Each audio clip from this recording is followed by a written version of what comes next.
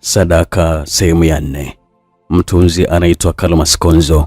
Nambari zake ni 0744 970 447. Msimulizi ni mimi Felix Mwenda kutoka Simulizi Mixi.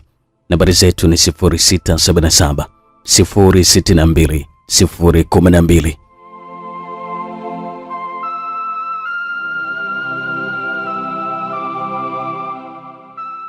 Sehemu iliyopita tulisha pale ambapo tulikuwa kwa mzee Madale ambaye alikuwa nje ya chumba cha mganga Sunguruma. Kilichoendelea, karibu sana katika sehemu hii ya 4.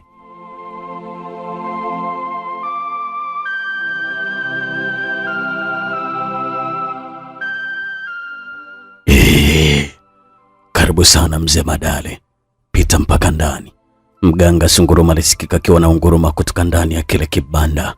Asante sana. Vua viatu vyako halafu uje kinyume. Mganga Sunguruma alifuka kwa sauti ya kutisha.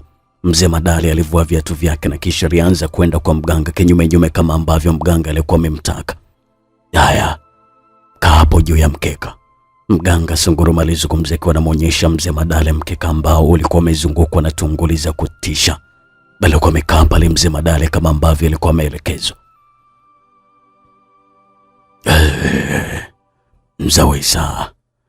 Nzawesa malebo monki ya ndombolo. Mganga Sunguruma alianza kunena kwa lugha mara baada ya mzee Madale kuketi juu ya ule mkeka.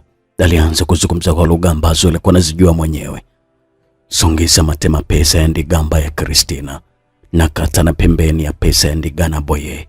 Mganga Sunguruma aliendelea kuzungumza lugha ambayo ilikuwa ni ngeni kabisa katika masikio ya mzee Madale. Alikuwa anazungumza lugha aliyokuwa anajua mwenyewe mganga. Alikuwa hajui kabisa mganga alikuwa anazungumza kitu gani. Mganga alikuwa anaendelea tu kuzungumza lugha ambayo alikuwa anajua mwenyewe. Kile ndo agenda mchicha kuchacha. Mganga Sunguruma aliendelea kunena kwa lugha huku akiwa anampiga mzee Madale usinga usoni pamoja na kichwani. Naona mambo yako yanakwenda vizuri.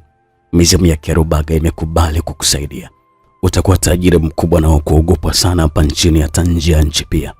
Na hiyo tena pale ambapo utakubali kuyafuata masharti ambayo utakuwa umepewa.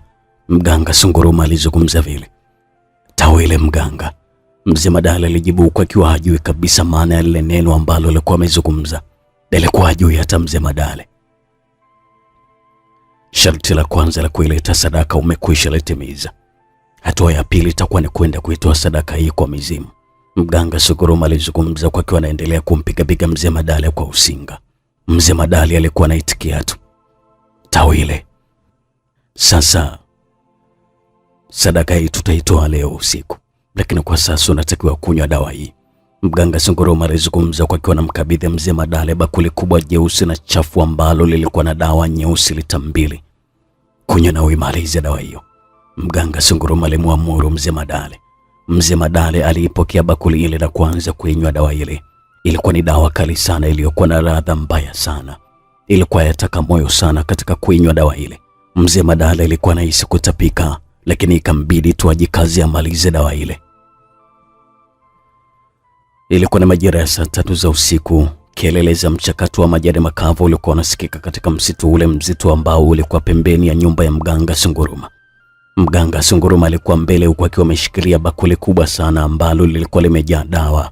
Na mkononi alikuwa na usinga, lakini pia mkononi alikuwa na tochi kubwa sana ambayo ilikuwa ikitoa mwanga wa kutosha ambayo ilimwezesha kuona njia vizuri. Nyuma yake alikuwa anafuata msaidizi wake Dagaa, lakini pia alikuwa amembeba Richard mabegani mwake. Richard alikuwa amepoteza fahamu kwa wakati ule. Nyuma ya Dagaa alifuata mzee Madale. Wote walikuwa wamevaa mavazi ya kaniki. Muonekano wao ulikuwa unatisha sana wakati ule. Mganga Sunguruma alikuwa anaongoza msafara ule huku akiwa anachovya usinga ule ndani ya dawa na kupiga ule usinga hewani. Alikuwa anatamka pia maneno katika lugha ambayo alikuwa akifahamu mwenyewe.